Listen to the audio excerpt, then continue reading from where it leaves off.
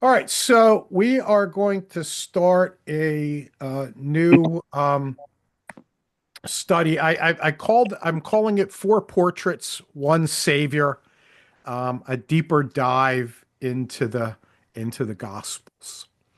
Okay, so I think the impetus for this kind of springs out of our conversation where we kind of wanted to go next.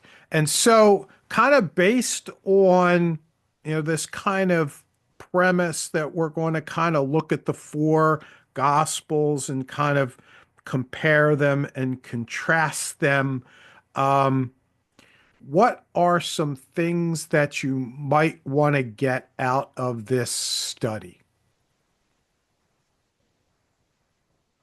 Well, I think I know we've discussed it briefly before, but my old memory, I don't remember. Each of the four gospels was written for four different audiences, so I want to go back to who they were written for. Okay, fantastic. That's this week. Anyone I think else? just sort of um every time I feel like every time I hear a gospel reading, I hear something new in it. And so I think just hearing portions of Jesus's life from the different gospels seen together, events or teachings or whatever, I'm just excited and anticipating new stuff popping out like, oh, I never noticed this one said that, but this one says this. And it may fill in gaps, just like if somebody is talking to a crowd and, um, two people hear one thing and a third hears an extra bit that just kind of ties things together. That's what I'm looking forward to. Okay. And I know I've had this explained to me briefly before, but like the gospels, when you talk about the resurrection, one says that angels were sitting on the rock, I believe, the tombstone, the big boulder. And then Hmm. the other one says the angels were inside the tomb. Yet you have the same situation, but two different perspectives of, Hmm. where were the angels? Not that it matters. Yeah. It's the principle, not the detail. Okay. And I think it'd be interesting to see if the different perspective each one of them had. What are the differences that one saw over? What did one see that somebody else didn't, or vice versa? Okay. And why were some stories caught by several of the authors, but other stories are just one author might write about it? Why Okay. no significance with the others?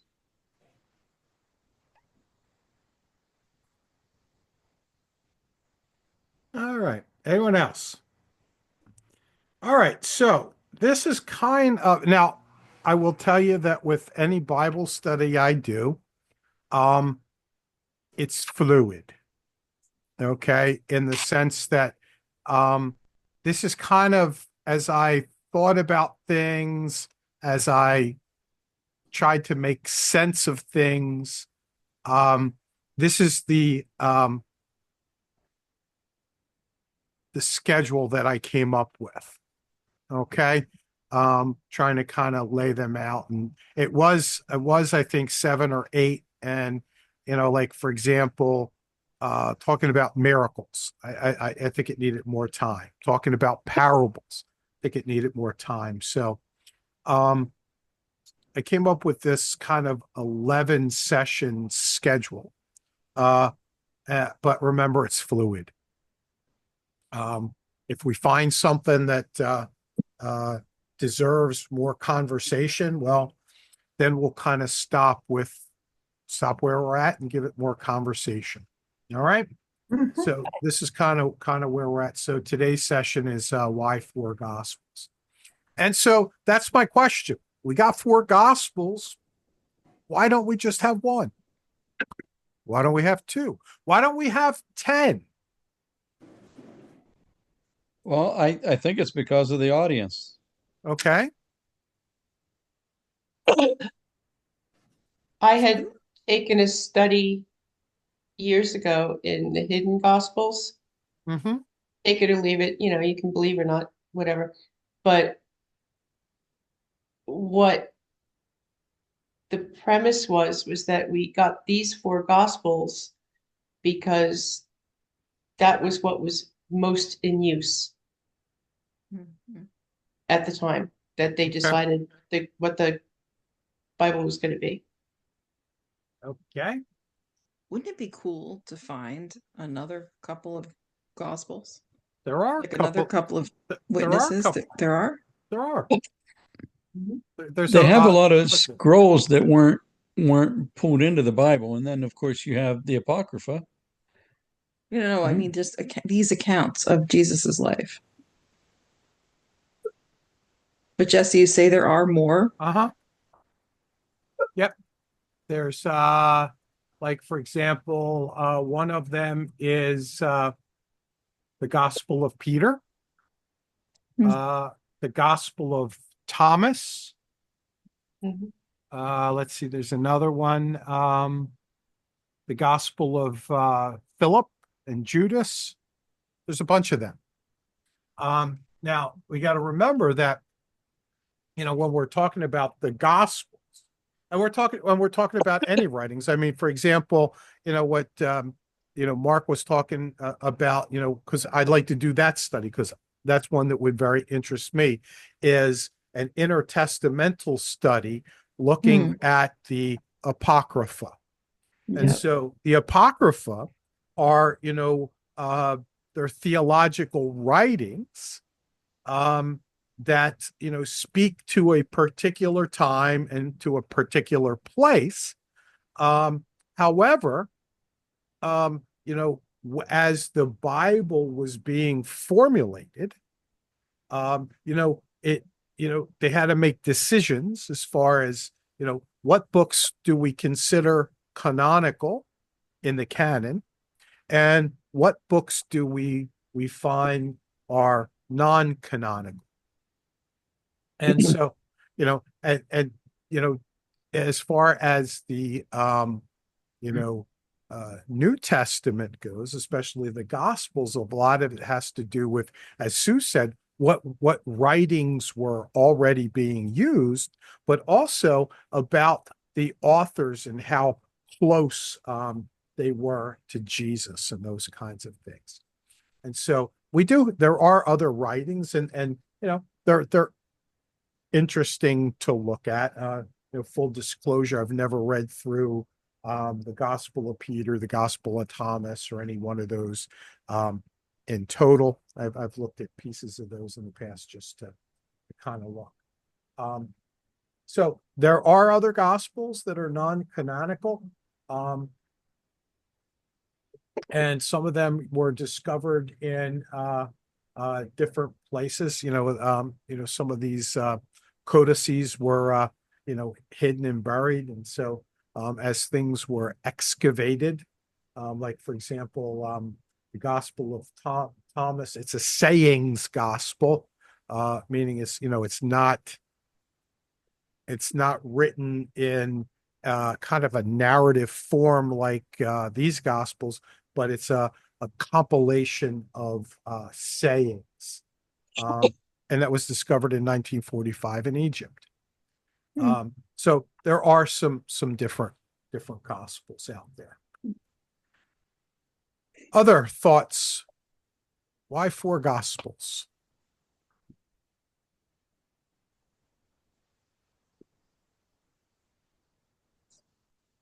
Well, if it's just one or even two, just like with any story, you need multiple witnesses.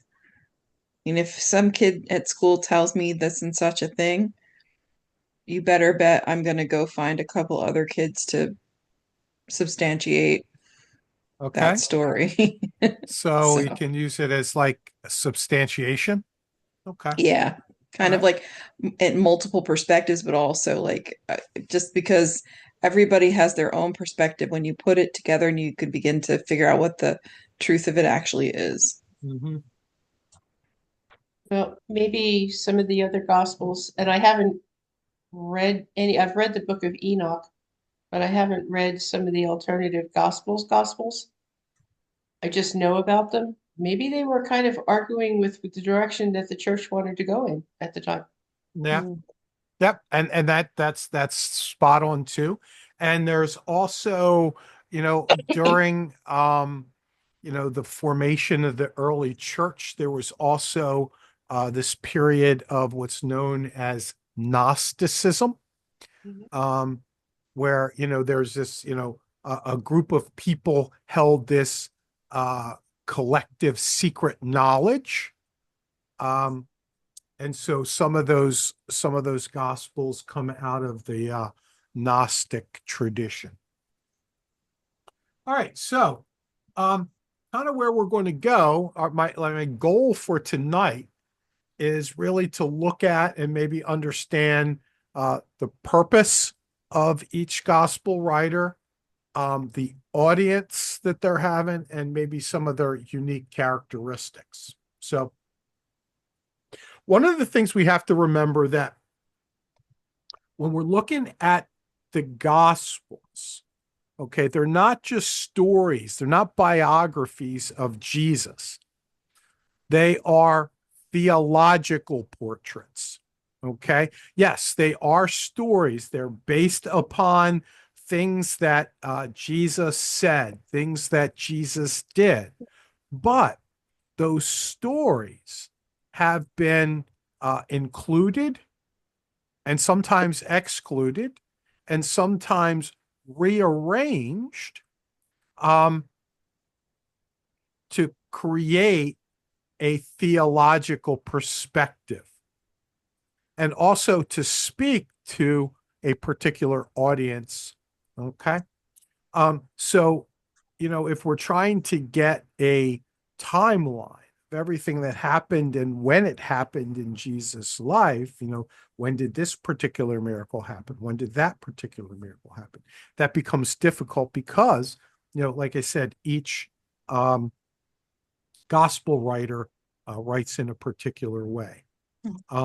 But my hope is that, we remember that each gospel is a unique portrait, if you will, of Jesus. Okay. And so that's what we kind of look at. And so if we're going to look at the gospels, we got to remember that they were written in a particular historical context. Okay, they're written in a context, so they were written well after Jesus's death and resurrection. So they were written, in a particular time, in a particular place, to a particular group of people. And so historically, we already know that the nation of uh, the Jews was under Roman rule. Okay. And that had been under direct Roman rule from about 6 AD. And as we've talked about over and over again in sermons and such, the living under the Roman people was very, very harsh. Lots of taxation, um, conflicts between the Jewish population and the Roman authorities. We have to remember that as that kind of tension grew, okay, it created um, uh, uh, angst within the Jewish people to the point that at many times they were thinking about a revolt. Okay. And that, that brewed throughout until about 60 to 70 AD. Okay. 66 AD, we had the first Jewish Roman War known as the Great Jewish Revolt. Okay. Um, Began because of Jewish or Roman oppression and religious issues within the temple. And then in 70 AD, the Romans, led by Titus, eventually captured Jerusalem and destroyed the temple. Okay. Jesse, I have a Yeah. question before you go on. I'm just like Yeah. sort of like in my head thinking if we're looking at historical stuff, when Jesus is born, then they were not under Roman rule at that time, or because Herod was.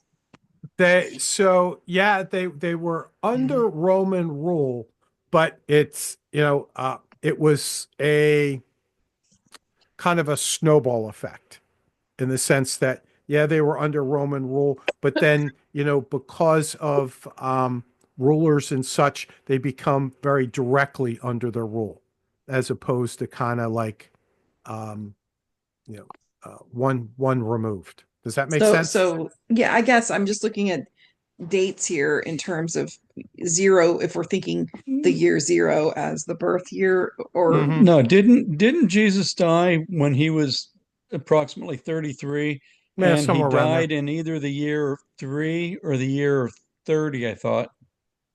Yeah, that's so the calendar gets a little wonky. Yeah, he died at about age 33. I think they marked that at, AD 30 or something like that. I'm not totally, up on that Yeah, I how was that thinking works. that he was born in what we would know as like 3 BC. Yeah. I And don't the know. Romans were already there. I mean, Yeah. they were taxed and What I was thinking about was more like the census is happening, and isn't Caesar calling the census? Or is that someone else calling that census when Mary and Joseph have to go back to Bethlehem? Who's calling that for that? That census? Hang on to that Yeah. question. Hang on to that question. I got a good graphic to show you that. Okay. Just a quick Google search. When we think about the calendar, it's debated by scholars, but most scholars believe that Jesus' birth was somewhere between 6 and 4 BC. BC. Okay. BC. Okay. So when we Okay. think about that, So it is the Romans are not in charge yet then. well, they're in charge, but it's kind of like an indirect kind of thing. So they're in charge, but they're not directly. So there's puppet kings that are in place. Yeah, like Herod. Well, yeah, Well, Herod's a Jew, though. but yeah, but those people that have been put in place, like Herod, are people that have been directly put there for their harshness because of their resistance to Rome. So Okay. I'm trying to think of a good way that I could kind of explain it. It's sort of like, I guess, if you were the U.S. and you had a uh, like I guess it was Puerto Rico That's what I was just or thinking. the U.S. Virgin Islands, something like Mhm. that. So you're part of the United States, but not directly part of the United States. I see. And it That kind, becomes more formal and it becomes later. more formal, more direct later. That makes sense. So then Jesus would have died based on the date you said, like 27 to 30 AD. Correct. So that now we're talking. So Jesus was that 6 AD was roughly 10, 12 years old. Right. And then the destruction of the temple in 66, that would have been After, roughly way, 30 to 35 years after Jesus died. Mhm. correct. And hold on to this. Keep the destruction of the temple, 70 AD, in your mind as we think about some of this stuff. All right. So, we have the first Jewish revolt. We have the destruction of the temple. And with that, the Jewish people are kind of forced to disperse. And so they were dispersed or they were killed and enslaved. So with that, if you think about, during Jesus' life, okay, the significant place is Jerusalem. So it's that area, Judea, down below the southern kingdom, but in and around Jerusalem. Okay. And that was the important epicenter for Jewish life. But now you have this revolt, and that revolt is primarily in that southern kingdom. So Rome comes in, destroys them, destroys the temple. And so you're either faced as a people to spread out and move or to become, either killed or enslaved. And so what that did was that pushed a fair amount of Jewish persons up into the northern region. So that region of Galilee, that's where Jesus was, lived. That's where the majority of his ministry occurred, now becomes part of an important epicenter for Jewish life as they resettled in that region. Okay. Now that war officially ended in 73 AD with the fall of Masada, which is a fortress where a lot of Jewish rebels had made their last stand. And so it's out of that, that tension, that the Christian movement emerged. Okay. And so, we have, Jesus, his life, teachings, crucifixion, around 30 AD or so. And it was out of that, that there was a growing religious movement. Now, we also have to remember that while the early Christians were Jesus followers, okay, they were really initially thought of as just a different sect of Judaism. And so, you think about, what kind of different sects do you have? Well, you had Pharisees, you had Sadducees, you had Essenes, you had the Zealots.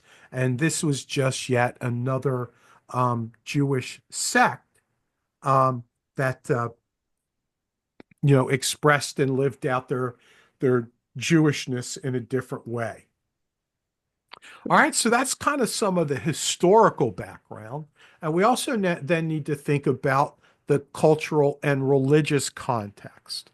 Okay. And so, for Jewish persons, as I mentioned, the temple was the central place, the central expression of their religious life.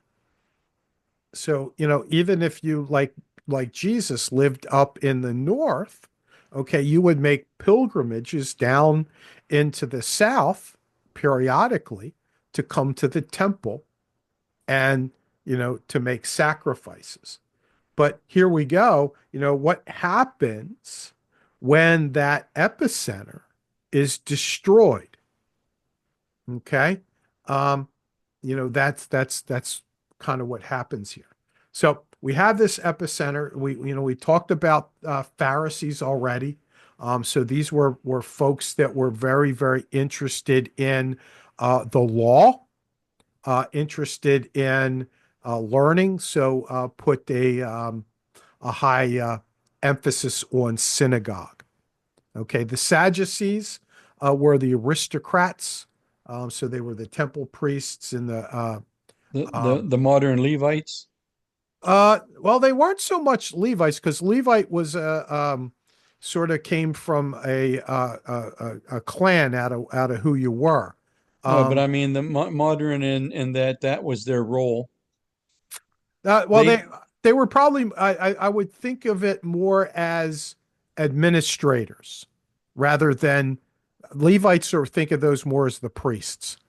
So I guess you could think, if you were thinking about it in maybe hierarchical ways, you would have, like in the Roman church, you have priests, that do the daily stuff, but then you have bishops, archbishops, cardinals, and a pope that are more administrative. And so these would be more administrative. We Essenes, which we think that maybe John the Baptist comes out of this, an ascetic sect that kind of withdrew from common life into the zealots. Were a militant revolutionary group. So we had lots of different groups around this temple time. But then once the temple is destroyed, you have this evolution, or probably even the rise, if you will, of the emphasis on the synagogue and synagogue worship, and the movement of the rabbi. All right, and during all of this tension, there is the messianic expectation. We've talked about this time and time again, looking for a person who was going to deliver them from Roman oppression. Okay. And when we think about this messianic expectation, it was all over the place. And there were lots of different people that had rose up through the course of time that were thought maybe they were the Messiah. Okay. If we're thinking about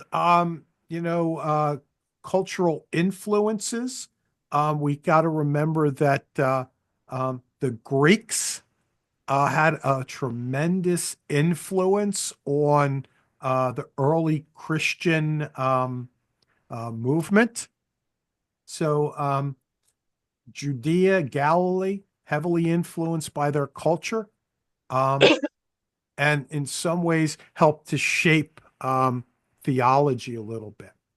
And so after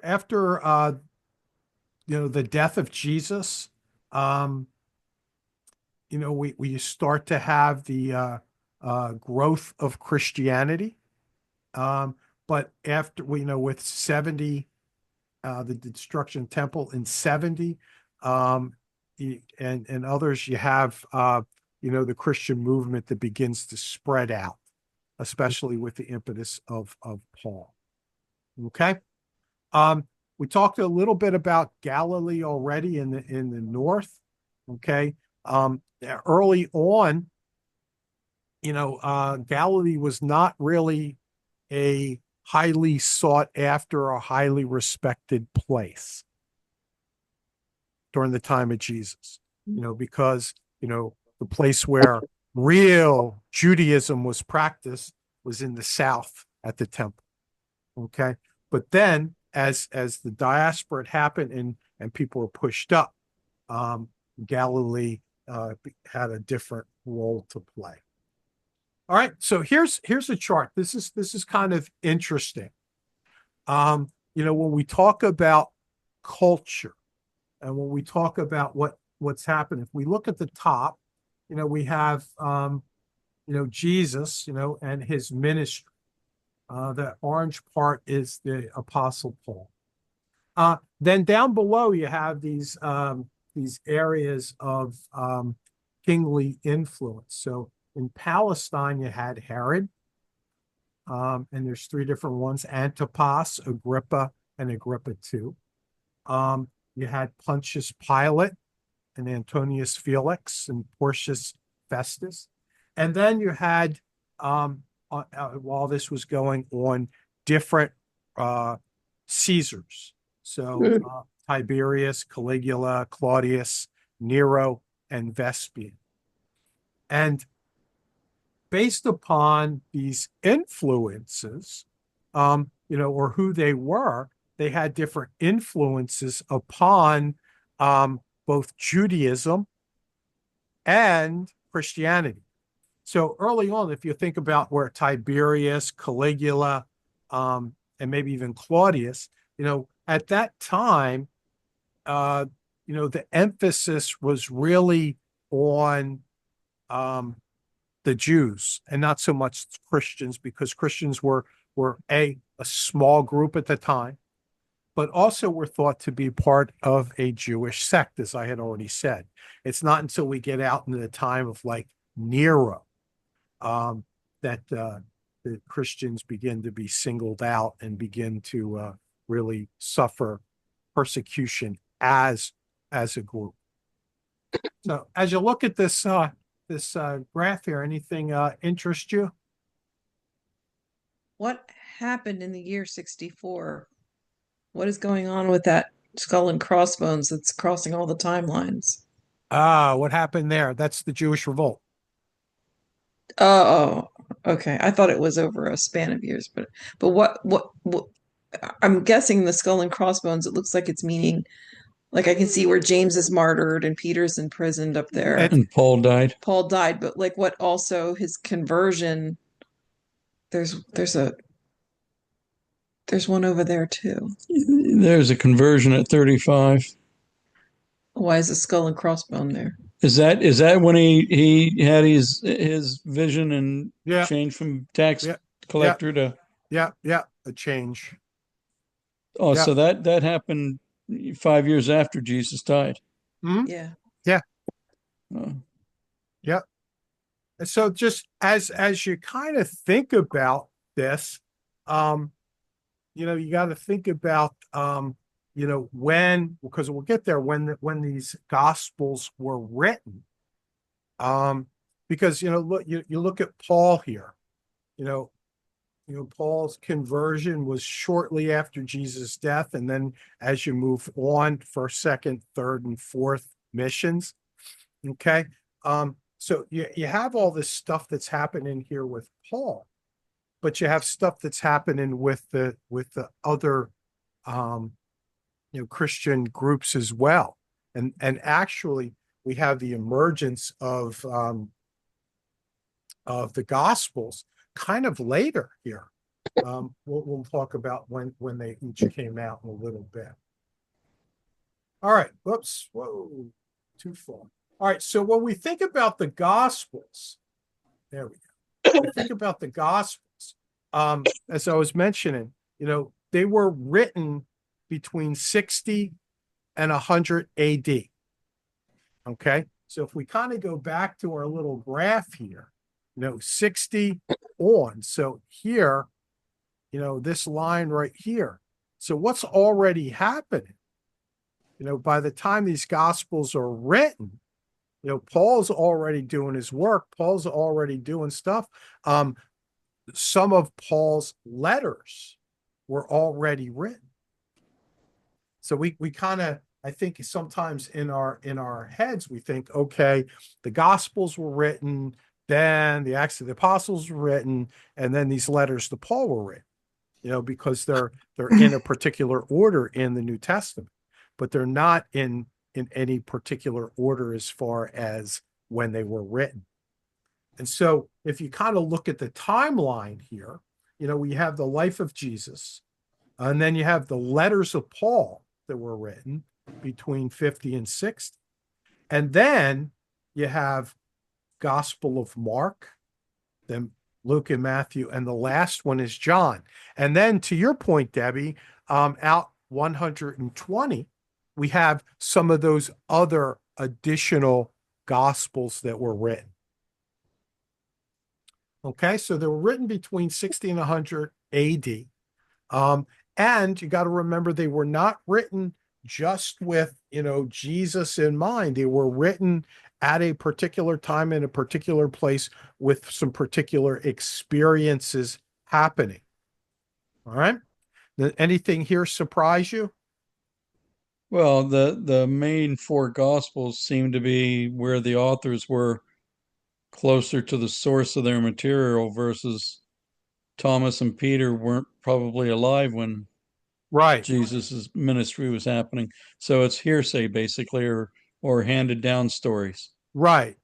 So, and that's one of the things that you think about when you're thinking about, okay, why these four Gospels, they're closer to the life of Jesus, and the other ones were much, much later. Okay. Now, how did the gospel writers get their information? And That's what I was so, gonna say. yeah, so it's there's this particular area study is called source theory. Ah, And so we know that Mark was the first gospel that was written. Okay. So if we go back to our little thing here, Mark was written between 65 and 70 AD, somewhere there. And so we know that there's a good at least 10 to 15 years before Matthew and Luke come out. how do we Okay. know? Like, how is it known? How do they know when they're written? Yeah. Some of it's based on uh, markings of texts that they have. Some of it is uh, they The call it source criticism. Mm. Going Oh, back and okay. looking at what's here, what's there. Okay, and so if it's both here and it's not there, okay, this one's got to be first. And there are Based on linguistics. historians writing at the same time that might they have written about these books Oh, too? oh yeah, yeah, yeah. Oh yeah, we didn't talk about that. Yeah, so one of the biggest historians, Jewish historians of the time, is a person called Josephus. Yeah. And Josephus was a prolific writer. There's a book called The Works of Josephus. Yeah, so a lot of the stuff that actually Paul talks about or is in the Gospels can be corroborated Mhm. through extra biblical sources like Josephus and that kind of thing. All right, so we got to think about when they were kind of written. So the theory is that because Mark was written first, okay, Matthew and Luke both had access to that material, Yeah. and that both Matthew and Luke drew from the material within Mark. But while they both have material that's from Mark and Luke, there's other material that they both have that's similar, that's not in Mark. Mhm. And so that source material they call Q. And then there's stuff that's unique to Matthew, they call that M, and Luke, they call that L. Okay. So, as you kind of begin to look at the Gospels, there's going to be things that are similar. So if it's in all three, it probably comes from, the source is probably Mark. If it's just in Matthew, the source probably came from M. If it's just in Luke, it came from L. Now, when we talk about the Gospel, you know, the synoptics, which is Matthew, Mark, and Luke, are called the synoptics because they're similar. Okay. When we get to John, John is a later book. Okay. It's the last gospel written, and it's a much different kind of book. And so the thoughts are that, he had some other information, had the source of Mark, but had some other information that he was writing from. And so, just like any good journalist, they pull from different sources and incorporate the material and arrange the material as they see fit to tell their story. and Mark is the shortest gospel, right? Yeah, it's the most succinct. When you're looking at stories and such, he doesn't use a lot of detail like Matthew and Luke would. Yeah, almost like he's just trying to get the meat down on paper and leave all the flowery stuff out. It comes to the way that it comes partly to the purpose of his gospel. All right. Uh, Anything new here that people haven't heard before? I didn't know John had all those other possible sources. Yeah. All right. So, we talked about the synoptic gospels and this idea of shared material that Mark is first. And so somebody somewhere did a genius job looking at this. I got this off of I think it was Google. I thought it was kind of interesting. And so, Yeah. what comes from kind of where? So, you have like 18% of Mark is unique to Mark and Matthew. You have 20% that's unique to Matthew. 45% of Matthew is shared with Luke and Mark. And 25% is shared just by Luke and Matthew. And then about 35% is unique to Luke. So if you kind of look at this and this then makes sense. Okay, why do I have certain things that are just in Luke? Why do I have certain things that are just in Matthew? Why do I have things that are in all three gospels and two gospels? So, a lot of it is, how this stuff is has been shared amongst the gospel writers. And if you think about it, the one gospel that tends to have, the least amount of unique material, it's Mark, because everybody kind of draws from Mark. That is such a cool graphic. Yeah, it took me a long time to find it, but it's like, yeah, this makes sense. This makes Wow. sense. Is it probable that Mark's Okay, I'm sorry. possibly more accurate because of the timeline? I mean, he could have been, maybe he didn't put the pen to paper himself, but You mean it's conceivable that he might have been talking to one of his children. you mean because when you say timeline, because it's closer to Jesus' life? Yeah. Well, Whereas some of the other ones maybe were grandkids and stories right. get mixed. Well, it that's an interesting question. And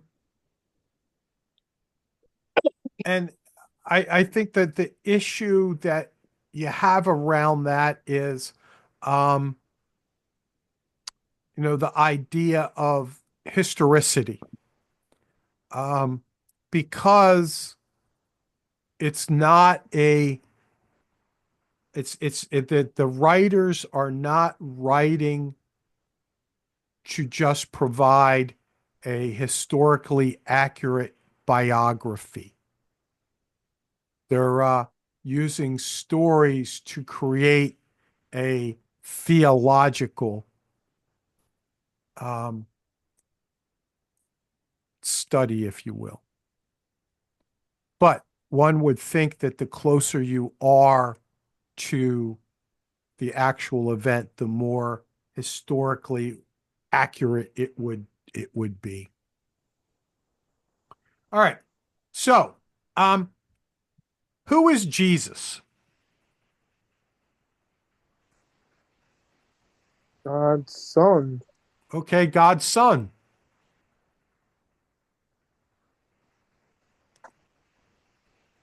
God. God. Savior. Savior. Messiah. Messiah. So, if we think about the gospel, this is the question that each one sought to answer. Because who is God can be answered in multiple ways. So if we think about, if I ask you the question, who is God? How are you going to answer that?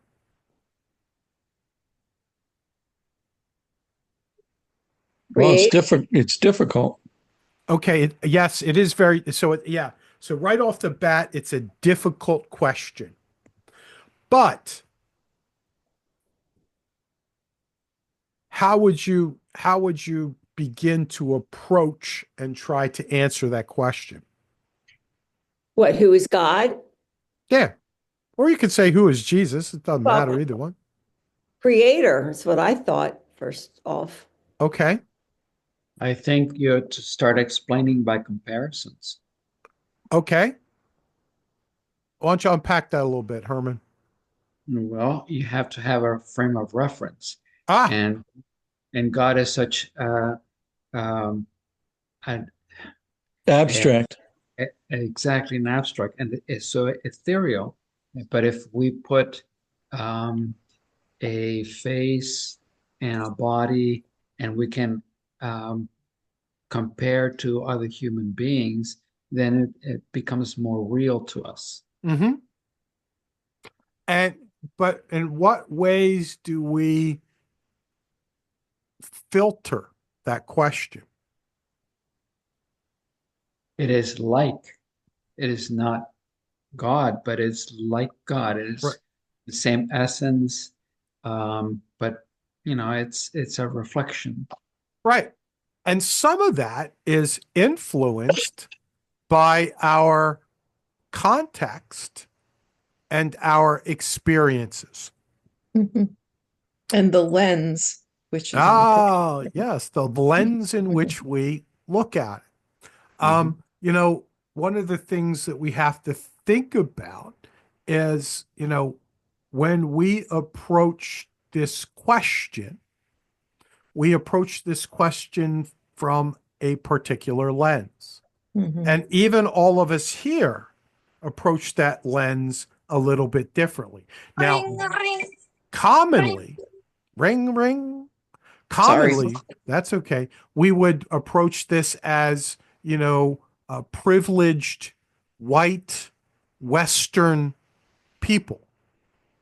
But then some of us are going to approach it as from a male perspective, while others are going to approach it from a female perspective.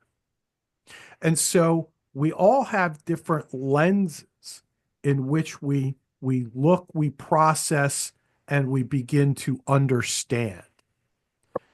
That's why we have different, theologies. You have, liberation theology that comes out of the lived Black experience. You have feminist theology that comes out of the lived female experience. Womanist theologies that come out of the Black female experience, and you have Latin American and Asian, all of these different types of theologies. It's all the same God, right?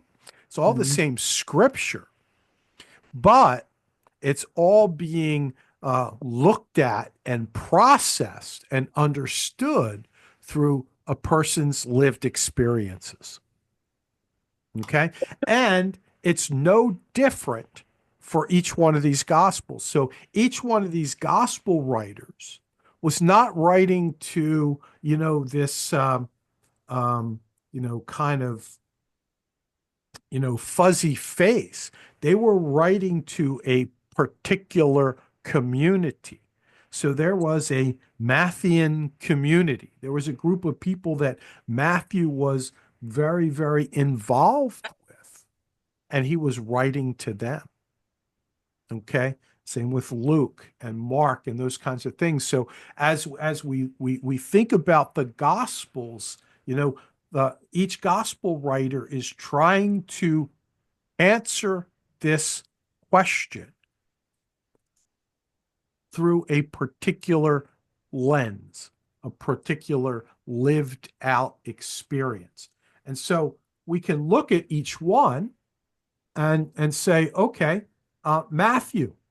Okay, the Matthean audience was primarily Jewish, and so Matthew, as he's answering this question of who is Jesus, he's answering as the Messiah, the one who fulfills the Hebrew Bible.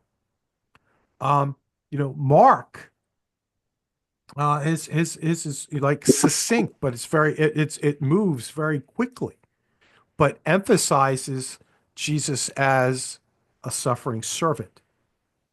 Luke, if you look at his story, he focuses on Jesus' compassion and ministry to the marginalized.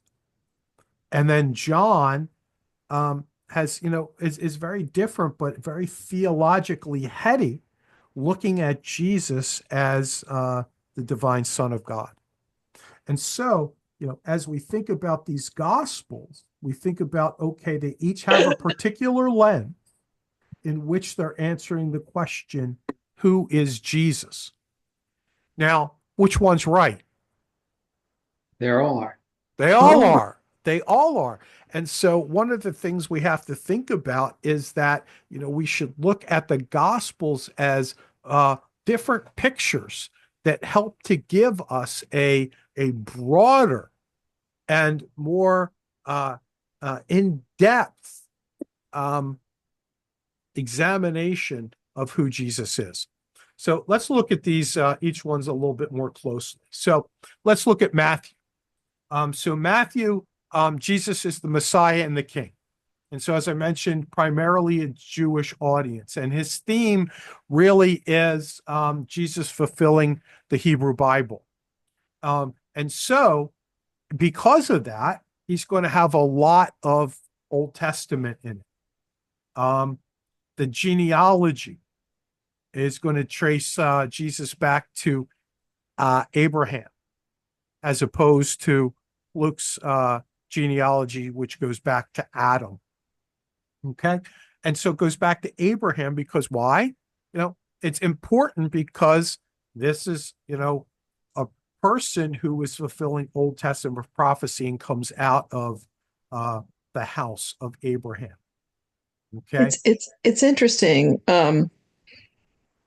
thinking about the writing because, I'm not sure that it's Matthew, but I bet it is that there's accounts where it's written, kind of parenthetically, Jesus said this to fulfill the scripture that blah, blah, blah, blah, blah, Yep. blah, blah. And it's like, as you were saying, Mark being a more condensed gospel and Matthew and Luke kind of filling in pieces. That's the part that makes Matthew longer, is all of the kind of side notes. And hey, look back at, the Old Testament where it said this stuff, and Mark didn't do that. Right. Yeah. And so, as we think about the Matthean lens, this is the lens in which they're looking and answering that question, who is this Jesus? If we look at Mark, as I mentioned, Jesus is the suffering servant. The audience primarily Roman Christians that were facing persecution. So fast-paced. You'll see the word immediately used very frequently. And so it's kind of like a quick moving thing, emphasizing Jesus' miracles and passion. And Jesus is a person of action. And if you look at, what's included, more movement and action and less kind of standing still and teaching when it compares to other gospels. Okay. So that's Mark. And then we have Luke, emphasizing Jesus' compassion, especially for the disenfranchised, primarily a Gentile audience.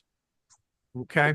And the theme here really is that, Jesus is a savior of all, that his mission of salvation was for everyone, but had a predilection for the marginalized.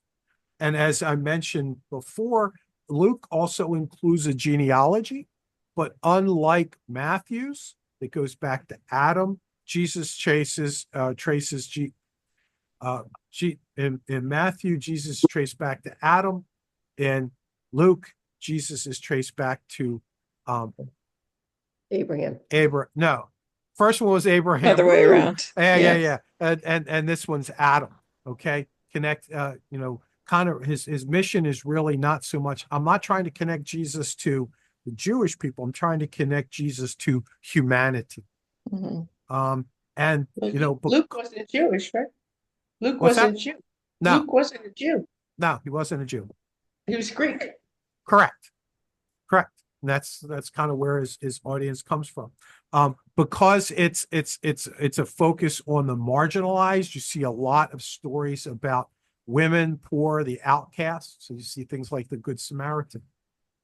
And he's presenting Jesus as a perfect human that cares deeply for all. And then the last one is John, who very theologically heady, is arguing and revealing Jesus as the divine Son of God. So he didn't have a particular audience, whether Jewish or Greek. He was writing for all, but he was writing for all to argue that in some ways, we need to go deeper and think about who this Jesus is. And because Jesus is the divine Son, he has a cosmic perspective. And so, John 1:1, in the beginning was the Word was God, and the Word was with God. Okay. So really connecting Jesus to his divine heritage. One of the things that is unique to John are the 7 I am statements. I am the bread of life. I am living water, so on and so forth. And John has a heavy emphasis on believing. Word believe was used nearly 100 times in John.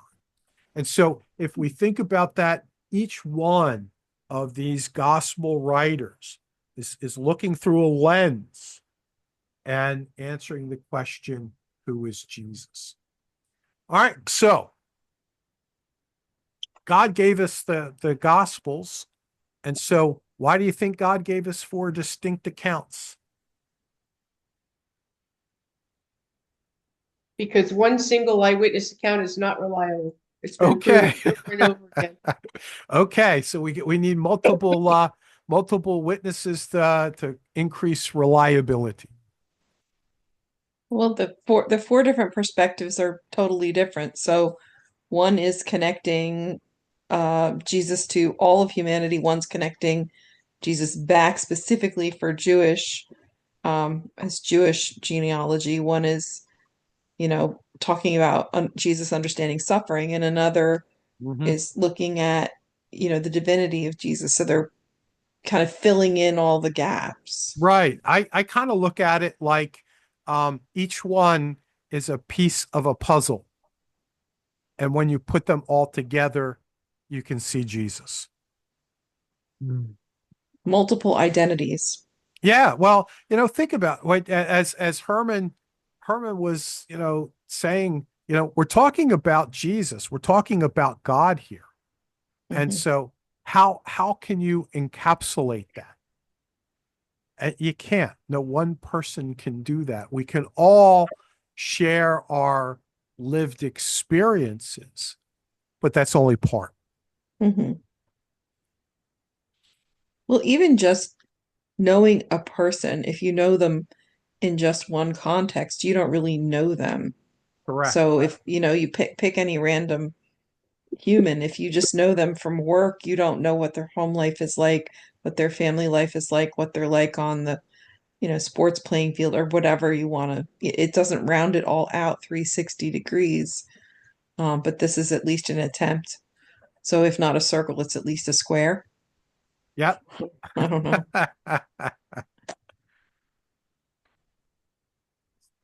So as you kind of thought about, the different lenses, and we kind of went through the different gospels and kind of where they're focused, anything stand out to you? Well, I just I mean, did these 4 men converse? Like Mark was the first one to write something. But did they all four of them ever converse with each other to say, well, you write about this, cover this aspect, and I'll cover this part? You know, they each took a part, putting their own experiences in, but then picking up on specific points. I mean, did they converse at all, write letters to one another? Well, you Probably. got Go ahead, you Mark. got you have Mark that was written, and then 10 to 20 years later was Luke and Matthew, and then another 10 to 20 years after that was John. So from John to Mark was 20 to 40 years spread. So by the time John was writing, Mark was an old man if he was still alive. And were they, and like, because, and I guess they were keeping notes all along, because even though you go through an experience over time, you forget things, or you say, now, how did he word that? Or what was that quote that Jesus said? I mean, they're writing this all down all through their journey with them, right? Well, probably not. Probably not. So there's a couple things you got to think about when you think about that kind of thing, because first of all, the disciples and when I say disciples, I'm not using just the 12, but the disciples. They had no idea what they were getting into. They didn't know that this was going to be a movement in which they were going to need to record things. So they probably didn't take a lot of notes, if they took any at all.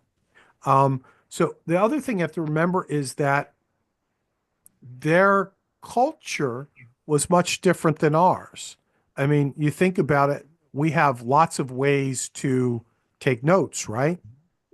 You can do it on a piece of paper, you can do it on your phone, however you want to do it, on your computer. Some of these folks couldn't read and write. There wasn't really a way to take notes like that. These folks were from a highly oral tradition. And so when you come from a highly oral tradition, remembering and telling the stories, is what you do and how you remember. Well, did they dictate or whatever?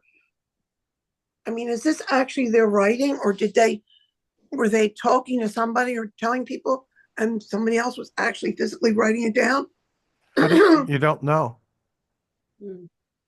If they couldn't read or write, maybe, he It- was actually.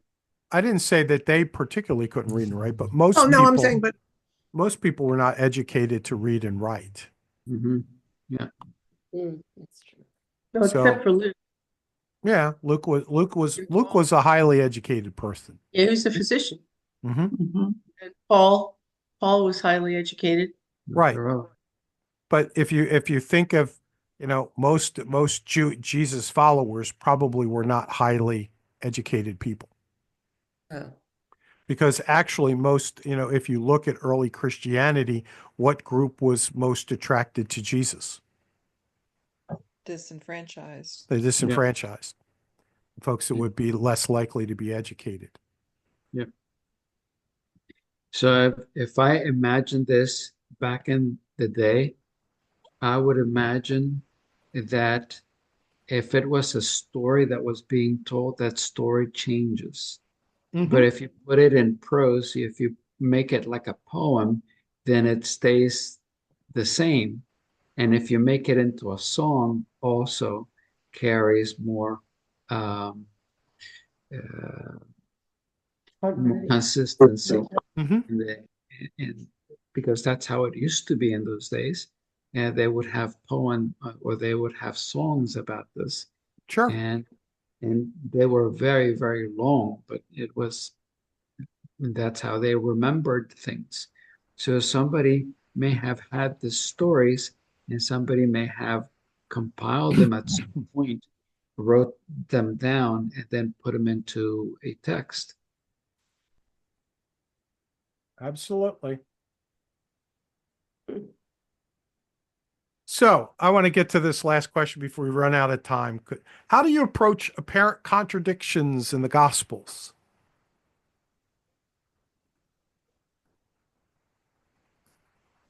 You just have to look at things from different perspectives of different people that were writing. Okay. The reason I ask this question is because, depending on, how we see how we see the Bible and how we see the Bible's written, um, you know, in some ways this can create some angst for certain people. Yeah. It's like, okay, this one said this one said that one. Well, which one is true? Which one's not true? And I think contradictions are probably to be expected, hmm especially when you're looking at people in eyewitness accounts. hmm And also remember, contradictions, are going to happen, like say timeline kinds of things. Like, in the Gospels, we have Jesus going to Jerusalem different times. Well, each gospel writer has that a little differently. Um, you know, so, is that a contradiction, or is it just, the prose that this particular writer uses because he's telling a story? hmm And so, in some ways, we should probably expect contradiction. But the other way, I think you need to also gracefully allow that, because remembering that these are not historical texts, but rather texts that are, answering a question: who is Jesus for this particular person? All right. Remember, just as we wrap it up, we need 4 gospels. Different audiences require different approaches. Diversity helps our understanding of Jesus and his work and his identity. All right, so that's the end for tonight. Next week we're going to really get into some of the Bible and some of the work. So we'll be looking at scriptures as opposed to, kind of this kind of thing. As we come to an end,